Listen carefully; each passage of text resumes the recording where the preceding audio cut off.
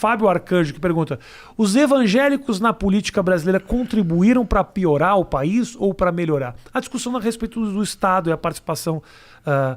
imagens muito grotescas até em CPIs, os caras orando de mão dada, uma coisa dentro do próprio Congresso, mas ao mesmo tempo também manifestando sua fé. Você acha que isso atrapalha na evolução do país?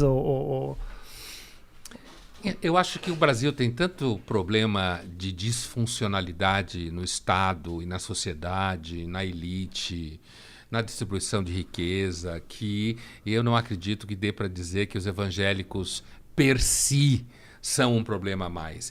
É claro que há um certo olhar de mal-estar com a ideia de dentro da máquina do Estado alguém rezar, como uma CPI, você está dentro da máquina do Estado, né? Então, com alguém rezar dentro da máquina do Estado, porque o Estado é constitucionalmente laico, apesar de evocar Deus. Então, assim, isso parece que na CPI o cara devia ir no quarto escondido e rezar, mas que isso não aparecesse como dentro, né? Sim. Então, do ponto de vista da discussão teórica política, é uma ação fora do lugar. E como normalmente são os evangélicos que fazem, porque eles gostam de ficar mostrando que eles têm fé, né? Faz parte do negócio mostrar que tem fé. Então parece também porque eles cresceram. O Brasil era um país de uma maioria católica gigantesca, paquidérmica, sem a Igreja Católica vem tomando um pau dos evangélicos aqui no Brasil, gigantesco em termos numéricos. Depois de séculos, o Vaticano descobriu que tinha um papa pelo menos argentino, né? Porque se ele só põe europeu, o Vaticano é um grupo de europeus cercados por europeus de todos os lados, se bem que a Europa não está tão europeia assim nesse sentido, mas nas grandes cidades. Então, eu tenho a impressão que há uma certa resistência em relação aos evangélicos. Uma coisa tipo, como se o evangélico fosse o novo rico, sabe? O cara que acabou de entrar no Clube X nos Jardins e nunca frequentava aquele clube. Então, que cara não sabe comer com garfo e faca, sabe? Agora, do ponto de vista teórico... Chega com Camaro amarelo no restaurante. Esse tipo de coisa fazendo barulho, né? E, agora, do ponto de vista da teoria do Estado laico, de fato, não devia se rezar. Agora, eu não acho que os evangélicos... Eu não acho que dê para dizer que os evangélicos são o maior problema do Brasil. O Brasil tem muito problema. Assim como existe muito evangélico, que é gente que trabalha, que tem família, que cuida de coisa, que faz, sabe? Que não é problema. Então, pegar os evangélicos como um todo e dizer que os evangélicos são um problema, talvez você esteja pensando em alguns pastores evangélicos especiais que geram problema. Talvez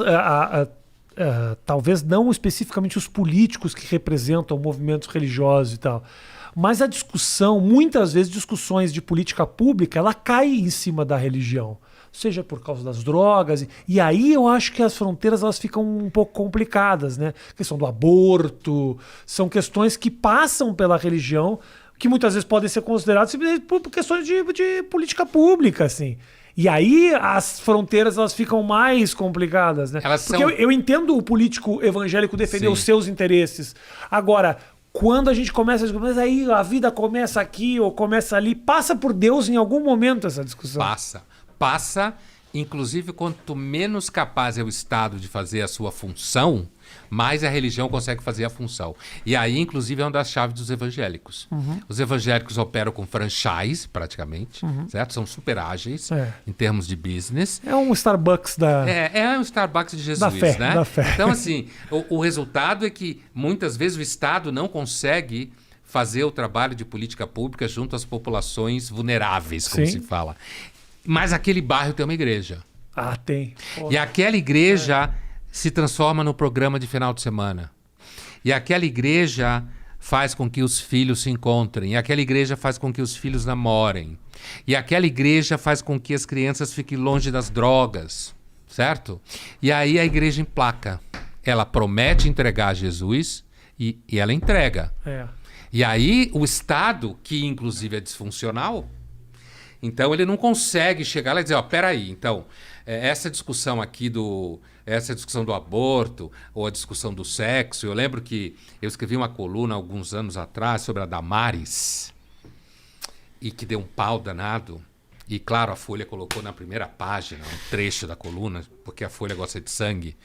E quem trabalha na Folha normalmente gosta de sangue, né? Então, assim... E aí, era uma coluna em que eu dizia que a Damares tinha razão. A Folha. Certo? Que é mais aqui. Ah, é? Vamos foder o Pondé aqui. Bota esse Não, negócio. assim, porque a gente gosta de sangue, né, na Folha. Então, assim, aí eu dizia em algum momento da coluna que a Damares tinha razão, né? Tinha razão no sentido de que as famílias deveriam proteger as suas filhas de um sexo precoce. Uhum. E devem mesmo. Porque você tem meninas de 14, 15 anos com filho. Uhum. Fazendo sexo, sim. certo? E ela tem um filho com 15 e vai ter outro com 17, sim. certo? E se as famílias que dificilmente conseguem fazer esse trabalho, às vezes as igrejas conseguem, fazer uma contenção desse tipo de prática, que é necessário que se faça. E aí, é claro que eu escrevi a Damares tem razão, justamente para gerar pau, né? Porque o que eu estava querendo dizer era o seguinte, olha, todo mundo muito bonitinho, com sua vida secularizada bonitinha, com suas opiniões seguras, indo nas suas pizzarias da Zona Oeste, certo? Agora, as meninas de 15 anos, 14, estão ficando grávidas e ficam mesmo. E se não tiver pai e mãe, ou pelo menos mãe que fica olhando, se não tiver alguém, um adulto que olhe, ela vai engravidar e vai ter 3 filhos até 20 anos. E isso acontece no Brasil todo dia. Sim, total. Mas então fica essa zona, fica uma zona em que a religião não devia estar presente, mas a religião está. E à medida que a religião está presente, ela influencia no voto, claro. E aí influencia na política pública. Por um custo muito baixo, se você parar para pensar. É um custo muito baixo para o fiel. Eu vi uma entrevista muito baixo, quer dizer... A igreja coloca a tua vida no lugar, faz com que você não tenha 2, 3 filhos a mais, ou seja, organiza as tuas finanças indiretamente e te cobra 10% disso. Eu vi há muito tempo atrás uma entrevista do Edir Macedo falando a questão do dízimo. 10%, porra, tinha 10% das pessoas, que absurdo. E ele fala uma coisa que, porra, te faz olhar a questão de outra forma. Só um pouquinho, 10% você acha muito? Deixa eu falar uma coisa. Eu pego esse sujeito desempregado, batia na mulher, alcoólatra, os filhos desacreditados no mundo das drogas, porque como o pai não trabalha, está em casa mesmo, não tem como cuidar da família, a mãe desesperada fazendo 2, 3 empregos para poder botar algum dinheiro dentro de casa. Eu pego esse cara, consigo um emprego para ele, ou pelo menos boto a vida dele no lugar, a ponto dele conseguir botar uma roupa para ir para uma entrevista.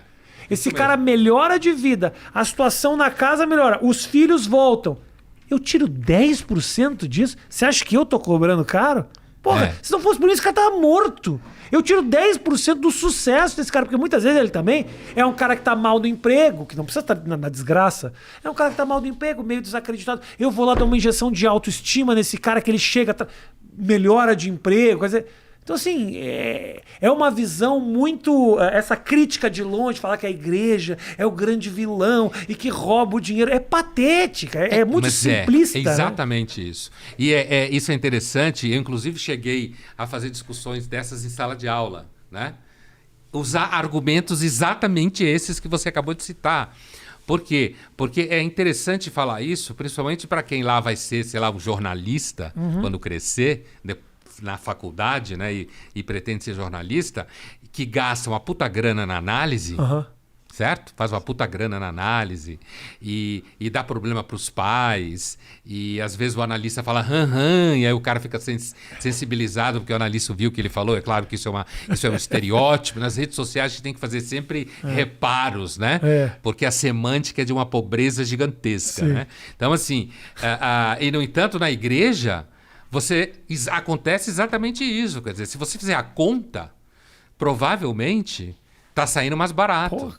Você ganha amigo, ganha cidadania. Ganha uma comunidade. Você ganha uma comunidade. Que se preocupa com você. Exatamente. Você ganha o que fazer todo dia à noite. Essa coisa de parar de bater na mulher, ter emprego, parar de beber e a família começar a funcionar. Em troca, você vive de acordo com aquela regra. Claro. Então, eu acho que um dos grandes equívocos do pensamento acerca das coisas é normalmente achar que a gente consegue mais do que a gente consegue.